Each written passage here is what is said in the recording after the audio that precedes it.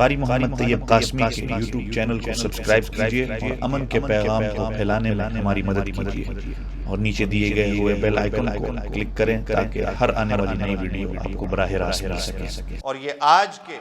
میں نے جیسے شروع میں کہا کہ یہ تین چیزوں کو سامنے رکھنا ہے، نقد بینک میں آپ کے پاس جو ہے، یا کیش آپ کے پاس گھر میں ہے، یا آپ کے پاس زیور ہے یا مال تجارت ہے، اس کی قیمت 52.5 تولے چاندی کو جب پہنچتی ہے آپ بالغ ہیں، آپ صاحب نصاب ہو گئے۔ اب آپ کے اوپر واجب ہے، فرض ہے کہ آپ نے وہ 40واں حصہ دینا ہے، 2.5% دینا ہے۔ اب وہ کس طرح دینا ہے، اب اس کے لیے آپ کو پھر علماء سے پوچھنا ہے، خود بھی سمجھنا ہے۔ طلب العلم فریضۃ علی کل مسلم، کہ ہر مسلمان کے لیے علم حاصل کرنا فرض ہے۔ اس پر علماء نے یہی بات لکھی ہے کہ ہر مسلمان کو عالم بننا فرض نہیں ہے۔ قرآن کی تفسیر اور قرآن کے جو موتی نکلتے ہیں وہ ہر بندے کے لیے فرض نہیں ہے کہ قرآن کے تفاسیر کو پڑھنا، عالم کے لیے ایک الگ چیز ہے۔ لیکن جو مسائل، جو دینیات کے ضروری مسائل ہیں، نماز کے مسائل ہیں، زکوٰۃ کے مسائل ہیں، حج کے مسائل ہیں، روزے کے مسائل ہیں، یہ ہر بندے کو آنا لازمی ہیں۔ یہ اس کے اوپر فرض ہے، واجب ہے کہ اس نے یہ چیز سیکھنی ہے۔ تو اس کے اندر جو کچھ غلط فہمی ہے، میں نے کہا جیسے بعض اوقات جو ہے لوگ ایک تاریخ ایسے ہی جو ہے اندازہ لگا کے کر لیتے ہیں، پھر مال کا ایسے ہی اندازہ لگا کے حساب لگا کے اس کی زکوٰۃ ادا کر دیتے ہیں، یہ طریقہ ٹھیک نہیں ہے۔ آپ نے اس ساری چیزوں کا جو ہے آپ نے اس کو کیلکولیٹ کرنا ہے،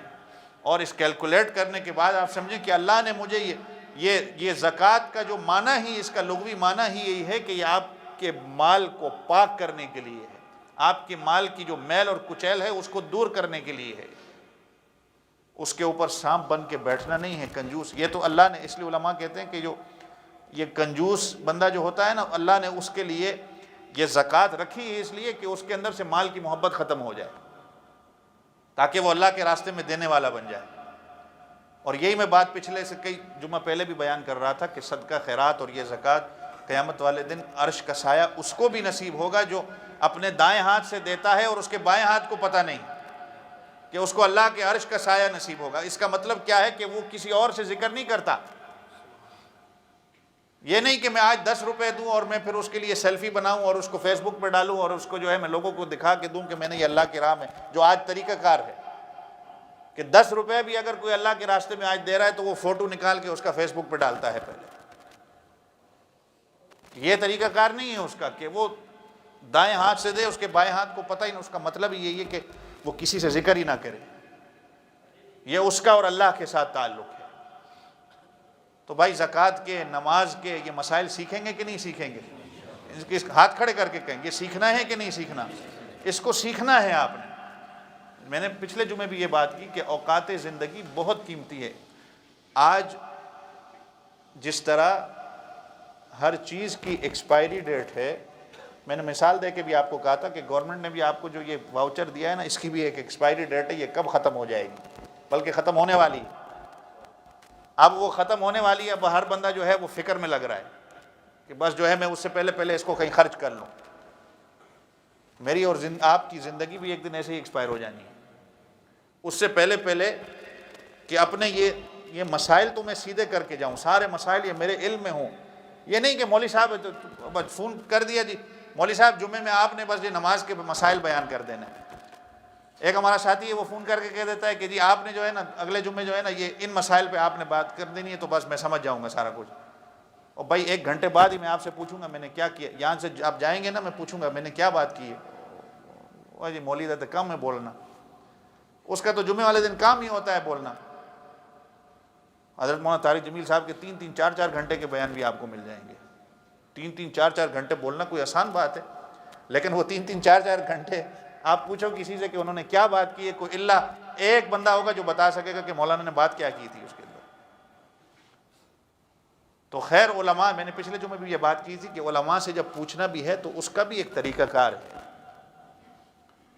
یہ نہیں کہ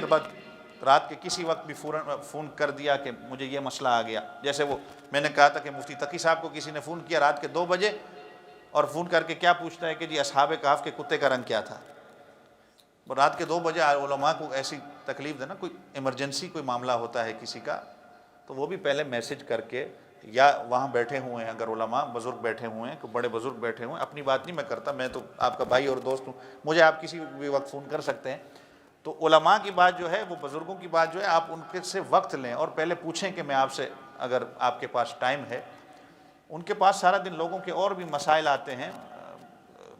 میسیجز آتے رہتے ہیں، اگر وہ میسیج کا رپلائی نہ کر سکیں یا نہ سن سکیں تو اس پہ ناراضگی اختیار نہیں کرنی چاہیے کہ یہ عالم دین جو ہے یہ نخرے کرتا ہے، یہ بات کا جواب نہیں دیتا۔ ہو سکتا ہے کہ کتنے لوگوں کی میسیج ان کو آ رہی ہیں، کتنے لوگوں کے پیغام آ رہے ہیں، کتنے لوگوں کے وہ مسائل حل کر رہے ہیں، اس سے اچھا ہے کہ آپ طریقے کے ساتھ میسیج کر کے یا وقت لے کر ان کے پاس آئیں کہ یہ میرے مسائل ہیں، یہ مجھے زکوٰۃ کس طرح ادا کرنی ہے، تو بیٹھ کے وہ آپ کو طریقہ بتائیں گے اور اس کی فیس بھی وہ آپ سے نہیں لیں گے۔